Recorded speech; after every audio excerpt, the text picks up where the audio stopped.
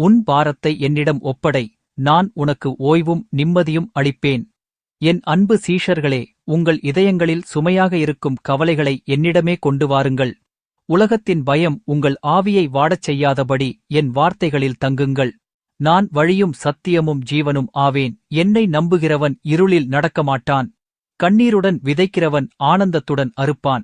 நீங்கள் தாழ்மையுடன் என் சித்தத்தை தேடினால் நான் உங்களை உயர்த்துவேன்.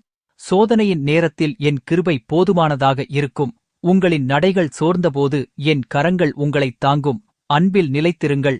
அன்பே கட்டளையின் நிறைவு. உங்கள் சகோதரரை மன்னியுங்கள். மன்னிப்பு உங்கள் ஆவிக்கு சுகம் தரும். சிறிய விசுவாசமும் மலைகளை அசைக்கும். நாளையதைப் பற்றி கவலைப்படாதீர். இன்று உங்களுக்குக் கொடுக்கப்பட்ட கிருபையைப் பற்றி களிகூறுங்கள். என் சமாதானம் உலகம் தருவது போல அல்ல, அது உங்கள் உள்ளங்களைக் காக்கும். என்னுடன் நடப்பவன் உயிர்த்தெழுந்த நம்பிக்கையில் வாழ்வான். To you like this personality?